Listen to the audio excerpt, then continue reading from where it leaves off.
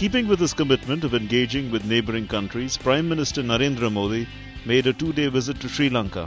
It was the first bilateral visit by an Indian Prime Minister in 28 years. Ties between the two countries date back to several centuries, and the ethnic, linguistic and religious ties have strengthened the bonds. Interestingly, relations between the two countries have been on an upswing, as there are two new governments in place, both in New Delhi and Colombo, providing an opportunity to rebuild and rework the relationship. 3 high-level visits between the two countries in 2 months were capped by Prime Minister Modi's visit to Sri Lanka. President Maithripala Sirisena, in a subtle but strong message, made New Delhi his first destination on a foreign soil after assuming office. Prime Minister Narendra Modi landed in Colombo on the last leg of his 3-nation tour of Indian Ocean islands, Seychelles and Mauritius.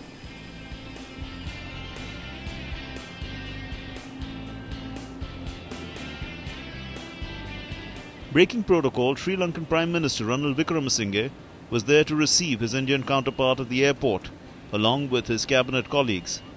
Indian High Commissioner Y.K. Sinha was among those present to welcome the Prime Minister.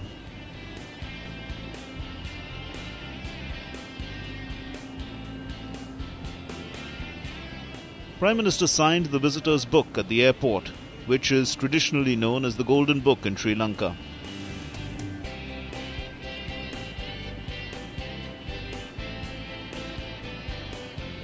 The port city of Colombo wore a festive look, as welcome banners and fluttering flags of both India and Sri Lanka greeted Prime Minister Modi. Prime Minister had a packed schedule in Colombo, beginning with the ceremonial reception at the President's Secretariat at Galle Face.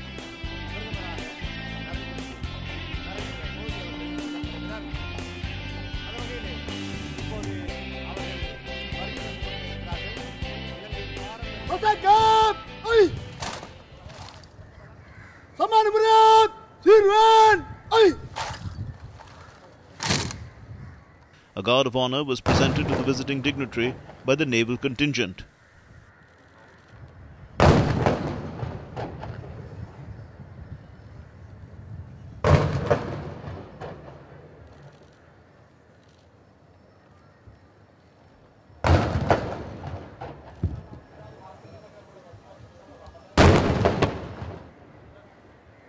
As they make their way into the dance performance by ethnic dancers of the island country lent colour to the grand reception.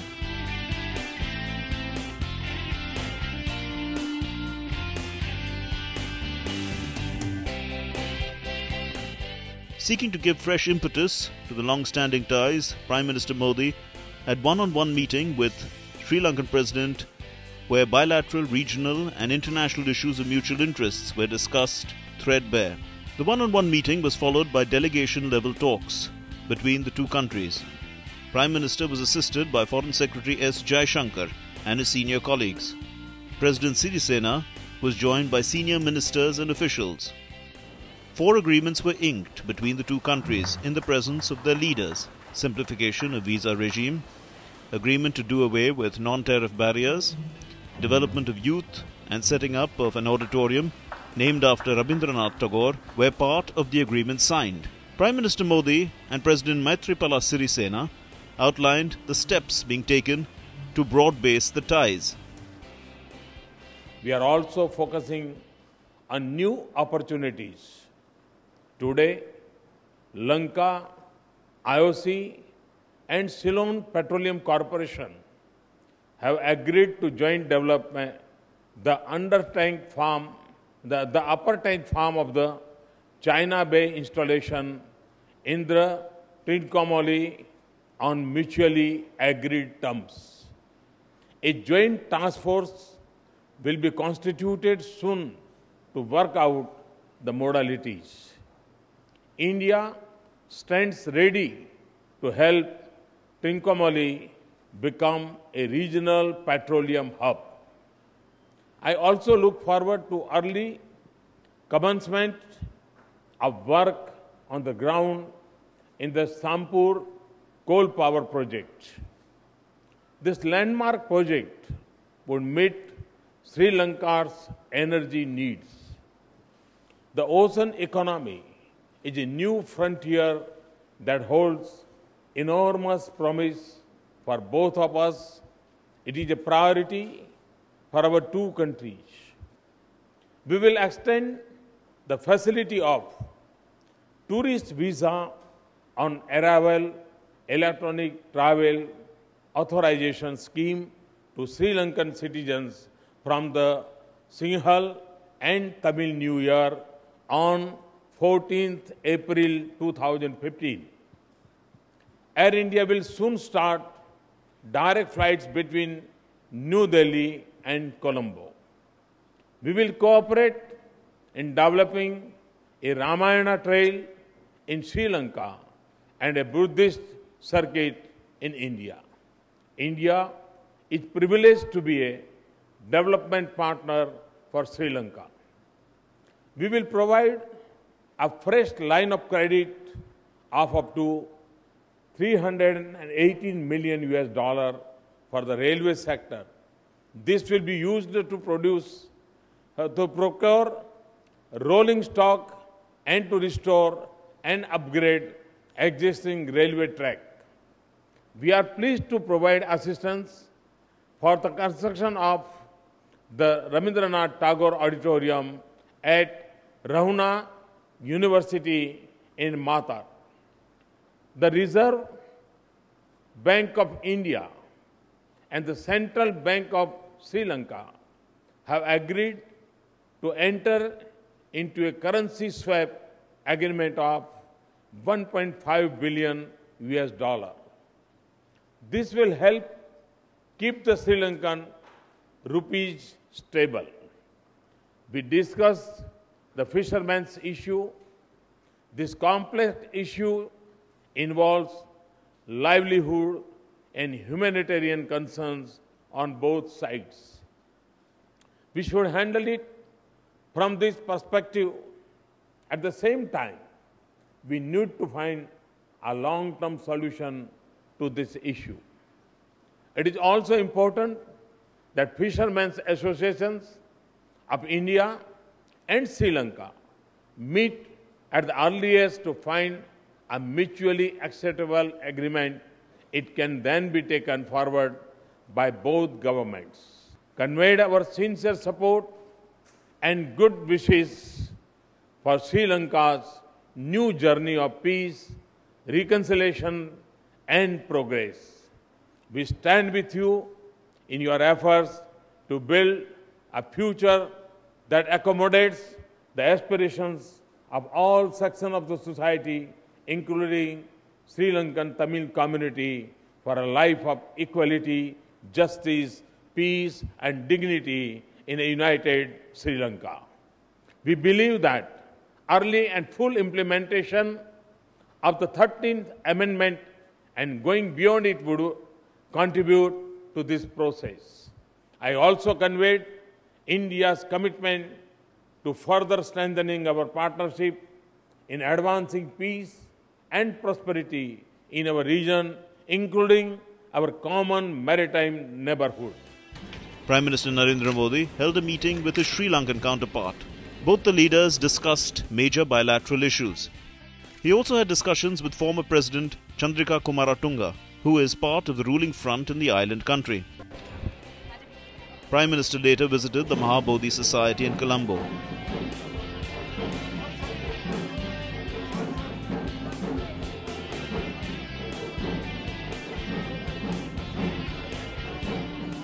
He planted a sapling, participated in an auspicious daan, giving alms activity, and addressed the gathering.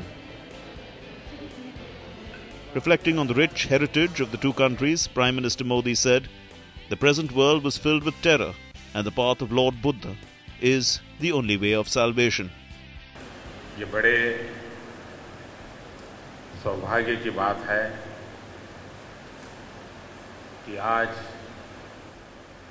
Mahabodhi society के एक पवित्र स्थली पर आकर के सभी पूज्य संतों के आशीर्वाद लेने का अवसर मिला। बुद्ध भिक्षुओं के आशीर्वाद मिले। उन्होंने मेरे लिए भारत और श्रीलंका के लिए, हमारी एकता के लिए, हमारी प्रगति के लिए प्रार्थना की। ये बात अपने आप में हृदय को छूने वाली है और मैं फिर एक बार सबको प्रणाम करता हूं। कहा जाता है कि विश्व में सबसे पुराना बौद्ध धर्म पर चलने वाला कोई अगर देश है तो वो देश श्रीलंका है।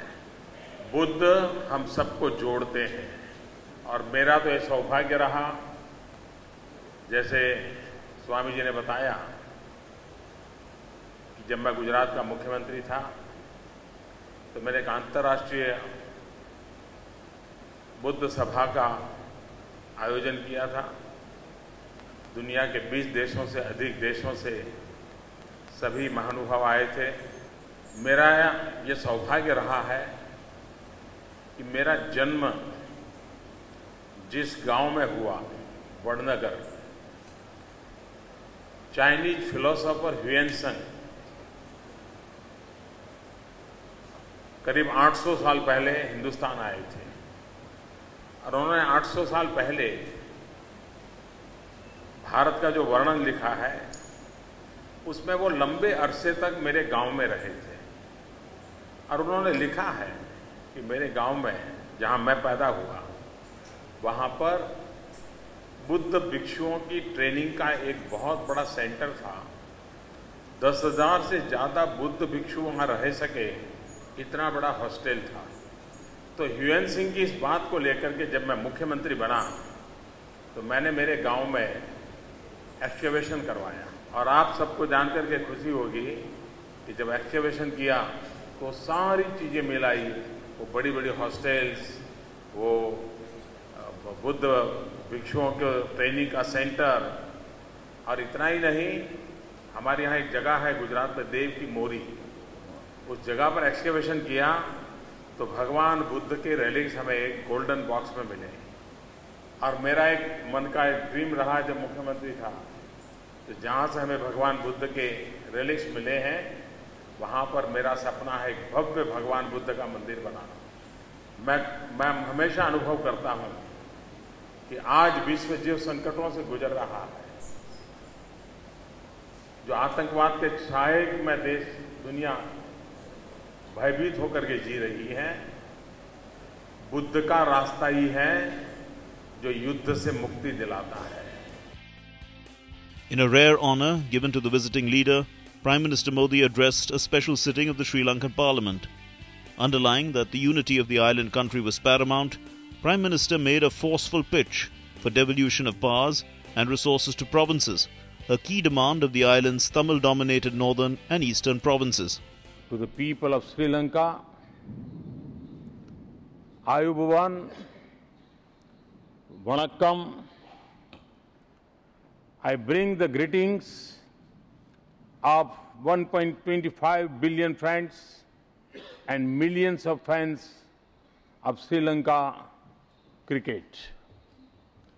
I bring the blessings from the land of Bodh Gaya to the land of Anuradhapura. I am convinced that the future of any country is influenced by the state of its neighborhood. The future that I dream for India is also the future that I wish for our neighbors. We have all seen its diverse expressions. We have faced tragic violence. We have encountered brutal terrorism. We have also seen successful examples of peaceful settlements. Each of us has sought to address these complex issues in our own ways. However, we choose to reconcile them. To me, something is obvious. Diversity can be a source of strength for nations. When we accommodate the aspirations of all sections of our society, the nation gets the strength of every individual. And when we empower states and districts and villages, we make our country stronger and stronger. You can call this my bias. I have been a chief minister for 13 years, a prime minister for less than a year. Today, my top priority is to make the states in India stronger. I am a firm believer in cooperative federalism. So, we are developing more power and more resources to the states, and we are making them formal partners in national decision-making processes. Sri Lanka has lived through decades of a tragic violence and conflict. We have successfully defeated terrorism and brought the conflict to an end. Of this, for India, the unity and integrity of Sri Lanka are paramount. It is rooted in our interests. It stems from our own fundamental beliefs in this principle. The world sees India as the new frontier of economic opportunity. But our neighbors should have the first claim on India. And I again repeat, the first claim on India is to our neighbors, to Sri Lanka. I'll be happy if India serves as a catalyst in the progress of our neighbors. In our region, Sri Lanka has the potential to be our strongest economic partner. We will work with you to address your concerns, to boost trade and make it more balanced. India's trade environment is becoming more and more open. Sri Lanka should not fall behind others in this competitive world. That is why we should conclude an ambitious, comprehensive economic partnership agreement. India can also be a natural source of investments for exports to India and elsewhere, and to build your infrastructure. We have made good progress today. Let us work together to harness the vast potential of ocean economy. People are at the heart of our relationship. When we connect people, bonds between nations become stronger. That is why we have decided to extend the visa on arrival facility to Sri Lankan citizens.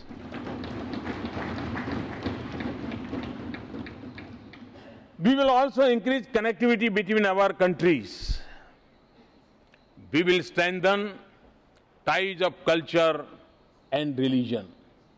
Last month, we announced reduction in fees for Sri Lankan nationals visiting National Museum in Delhi to see the Kapilavastu relics. We will bring our shared Buddhist heritage closer to you through an exhibition. Mr. Speaker, a future of prosperity requires a strong foundation of security for our countries and peace and stability in the region. The security of our two countries is indivisible. Equally, our shared responsibility for our maritime neighborhood is clear. We deeply value our security cooperation with Sri Lanka. We should expand the maritime security cooperation between India, Sri Lanka, Maldives to include others in the Indian Ocean area.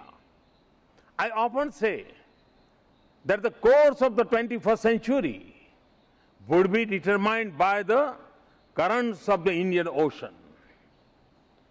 Shaping its direction is a responsibility for the countries in the region. I recall the lines of a famous song, Sindhu Nidyani Misai, composed by the greatest nationalist poet Subramaniam Bharati in the early 20th century.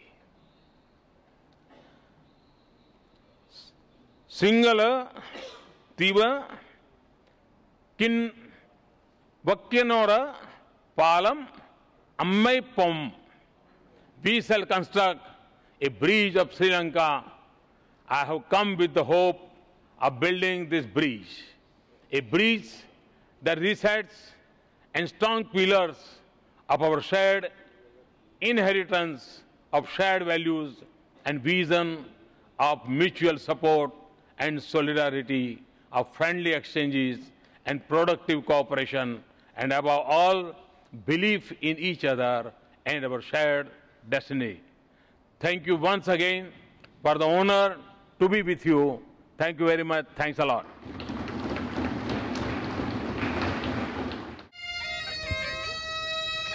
Later, at the IPKF Memorial in Colombo, Mr. Modi paid his respects to nearly 1,200 Indian soldiers killed during their peacekeeping operations in the late 1980s.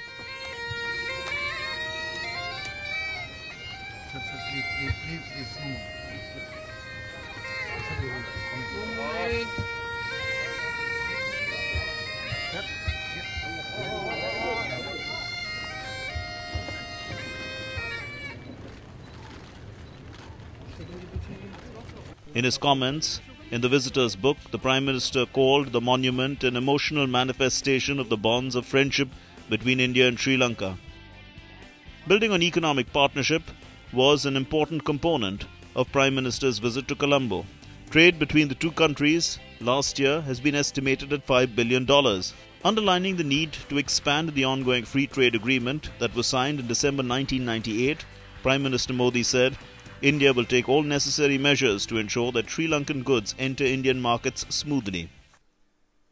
I often say that a nation's fortunes are linked to its neighborhood. There are many in India who would argue that India is too large to need her neighbors. There are many in our region who worry that India's economic size will hurt them. I disagree with both views. For one, we all need a stable and peaceful neighborhood to concentrate on national development. We are pleased to be Sri Lanka's largest trading partner and one of its largest source of investment. Our free trade agreement in 2000 was a pioneering initiative in the region. It has given a big boost to our trade. Sri Lanka's export to India have grown 16 times. Yes, 16 times. Since then, this is impressive by any standards. I know there are concerns here about the huge trade imbalance. India is opening up to the world. We offer duty-free access to least developed countries, including in South Asia. And India has free trade agreements with ASEAN and others. We should ensure that Sri Lanka does not fall behind in it, the changing and competitive world. That is why India and Sri Lanka should move boldly to conclude a comprehensive economic partnership agreement. It should also attract investments from India for exports to India. That should be the natural outcome of our proximity in your strengths. We have extended visa on arrival facility to Sri Lanka from April 14. We should do more to connect our countries by air and sea. India and Sri Lanka were in some ways better connected in the past than we are now.